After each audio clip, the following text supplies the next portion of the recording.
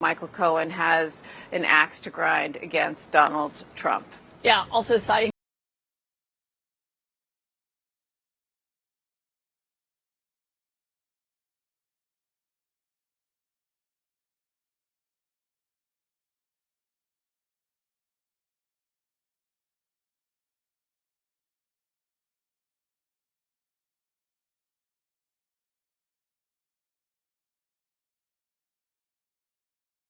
here in New York inside the court, prosecutors trying to connect the dots using this testimony to show Donald Trump wanted to keep Stormy Daniels quiet to boost his chances of winning the election. We're covering both stories very closely. More CNN special live coverage next. If you have Graves' disease, gritty eyes could be more than a rough patch. People with Graves could also get thyroid eye disease, or TED, which may need a different doctor. Find a TED eye specialist at isitted.com. These bills are crazy. She has no idea she's sitting on a gold mine. Well, she doesn't know that if she owns a life insurance policy of $100,000 or more, she can sell all or part of it to Coventry for cash, even a term policy. Even a term policy? Even a term policy! Find out if you're sitting on a gold mine. Call Coventry Direct today at 800-461-8800 or visit coventrydirect.com. I have a structured settlement and I need cash now. Call J.G. Wentworth, 877-CASH now. I have an annuity, but I need cash now. Call J.G. Wentworth, 877-CASH now. It's your money. Use it when you need it. Call J.G. Wentworth, 877-CASH now. How It Really Happened with Jesse L. Martin, Sundays at 9 on CNN. The Trump hush money trial. Gavel-to-gavel coverage. The way only CNN can bring it to you. Legal insight, expert analysis, and real-time updates live from the courtroom. Follow the facts. Follow the testimony. Follow CNN. Right now, you can get a free footlong at Subway. Just buy any footlong in the app and get one free. Just scan the QR code and enter promo code FLBOGO. It only works on the other side of the screen, buddy. You still got a landline in your house. Order now on the Subway app. Critics and audiences are raving about the #1 movie in America.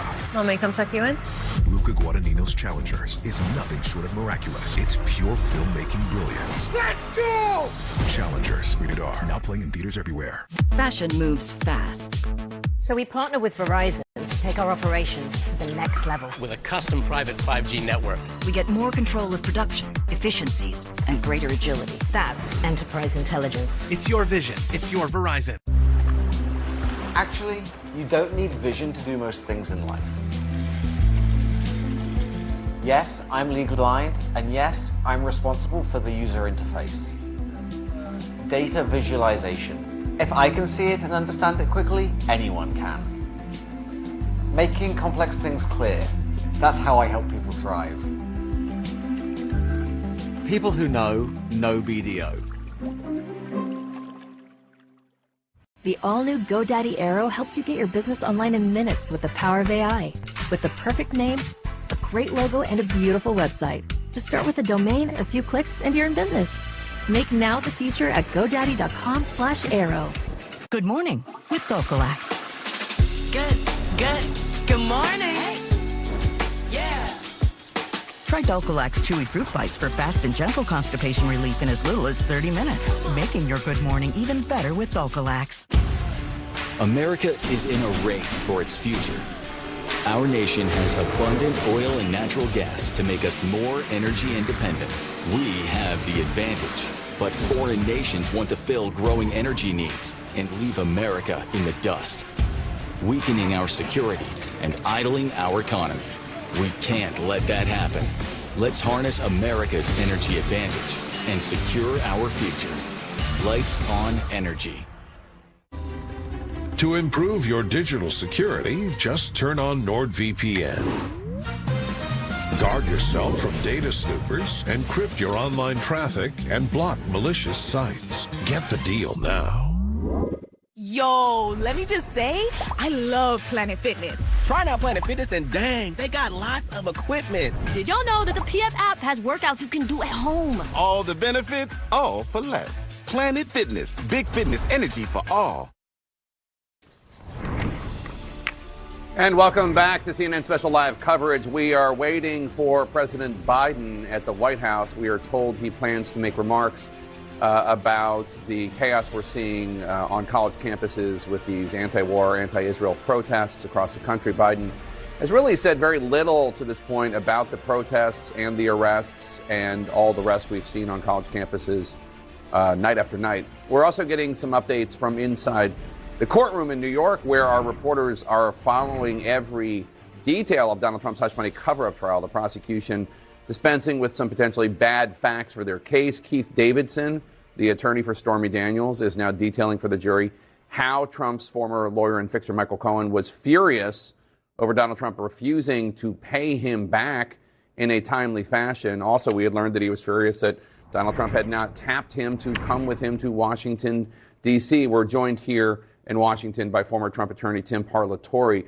And Tim, as you watch this play out, the jury being shown the January 18th, 2018 statement from Stormy Daniels, Keith Davidson, her attorney, being asked whether he prepared the statement in which she denies the affair. He said, I believe so. Steinglass asked, how would you categorize the truthfulness of the statement? This is, do you agree with the assessment? This is the prosecution trying to get some bad facts out of the way so that when the defense introduces them, as they no doubt will, because they undermine the case, the jury won't.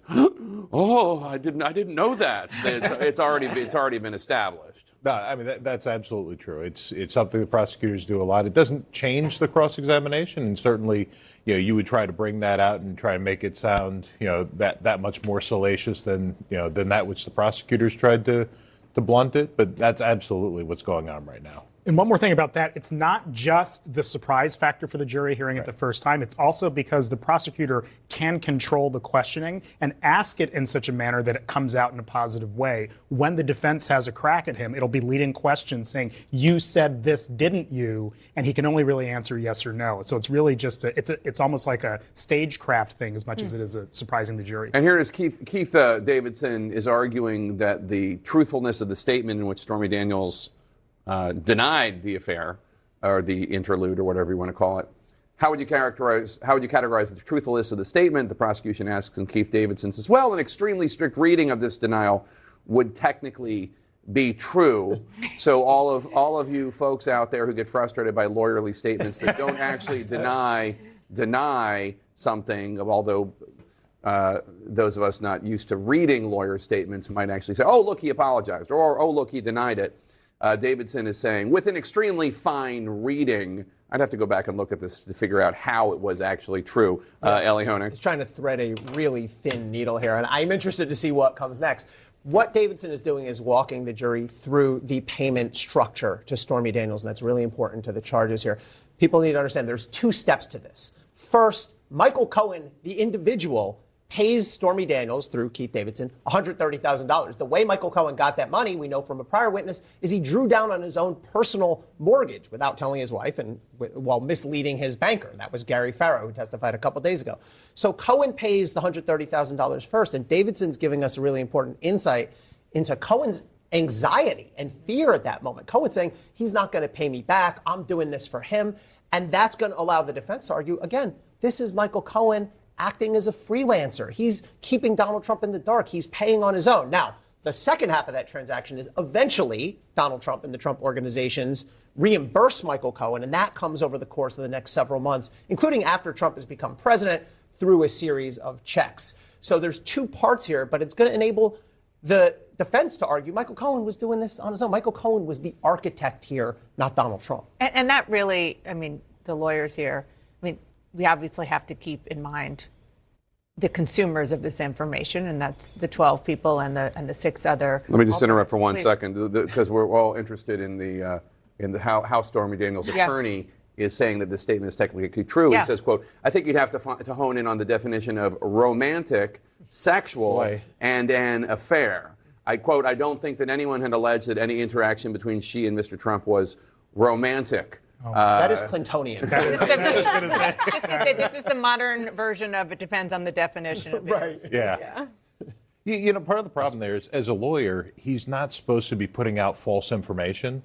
And so he has to kind of thread the needle here of how does he, testify truthfully now and at the same time not say, I was facilitating a fraud back then and I was putting out a knowingly false statement. So yeah, that's such an interesting point that he's not just a witness, but he's a lawyer and he has to protect the fact that he wants to continue to be a lawyer and stay a member of the bar. Yes, so this Steinglass asking Davidson whether the statement was cleverly misleading. David says he doesn't understand the question. I think, that's cleverly misleading is the lawyerly way to put it. I think the plain language way is, were you being too cute by half by parsing this language in the way you did with differentiating between romantic versus sexual versus is versus not is. So the statement, and boy, this is really getting silly, but so this is in 2008. Now it's just getting we're past silly. We're going to need a new word. She says, this is what she said. Okay, this is the statement. And she was actually asked about this by Jimmy Kimmel, and she said something like, well, that looks like my signature, doesn't it? But Steinglass is asking how, quote, rumors that I have received hush money from Donald Trump are completely false, unquote, is a true statement. David says, well, it wasn't a payout and it wasn't hush money. It was consideration in a civil settlement agreement. So this is how the parsing is done. The statement in 2018, the fact of the matter is that each party to this alleged affair denied its existence in 2006, 2011, 2016, 2017, and now again in 2018. The signed statement reads, I'm not denying this affair because I was paid hush money, as has been reported in overseas-owned tabloids. I'm denying it because it never happened.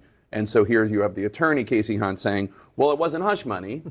It was a civil agreement or something along those lines. So would you use the phrase hush money to describe the money that was paid to your client by Donald Trump? Steinglass asks. I would never use that word, Davidson says. It's actually two words, but anyway. Casey. This is what people hate. No offense to this side of the table, but this is what people hate about lawyers. Oh, wait, hold on. Here's President Biden. A few moments about what's going on our college campuses here. We've all seen the images, and they put to the test two fundamental American principles. Excuse me. The first is the right to free speech and for people to peacefully assemble and make their voices heard. The second is the rule of law. Both must be upheld. We are not an authoritarian nation where we silence people or squash dissent. The American people are heard. In fact, peaceful protest is in the best tradition of how Americans respond to consequential issues. But neither are we a lawless country. We are a civil society, and order must prevail. Throughout our history, we've often faced moments like this because we are a big, diverse, free-thinking, and freedom-loving nation. In moments like this, there are always those who rush in to score political points. But this isn't a moment for politics. It's a moment for clarity. So let me be clear. Peaceful protest in America. Violent protest is not protected. Peaceful protest is. It's against the law when violence occurs. Destroying property is not a peaceful protest. It's against the law. Vandalism, trespassing, breaking windows, shutting down campuses, forcing the cancellation of classes and graduations. None of this is a peaceful protest. Threatening people, intimidating people, instilling fear in people is not a peaceful protest. It's against the law. Dissent is essential to democracy, but dissent must never lead to disorder or to denying the rights of others so students can finish the semester and their college education. Look, it's basically a matter of fairness. It's a matter of what's right. There's the right to protest, but not the right to cause chaos. People have the right to get an education, the right to get a degree, the right to walk across the campus safely without fear of being attacked. But let's be clear about this as well. There should be no place on any campus, no place in America for anti-Semitism or threats of violence against Jewish students. There is no place for hate speech or violence of any kind, whether it's anti-Semitism, Islamophobia, or discrimination against Arab Americans or Palestinian Americans. It's simply wrong. There's no place for racism in America. It's all wrong. It's un-American. I understand people have strong feelings and deep convictions.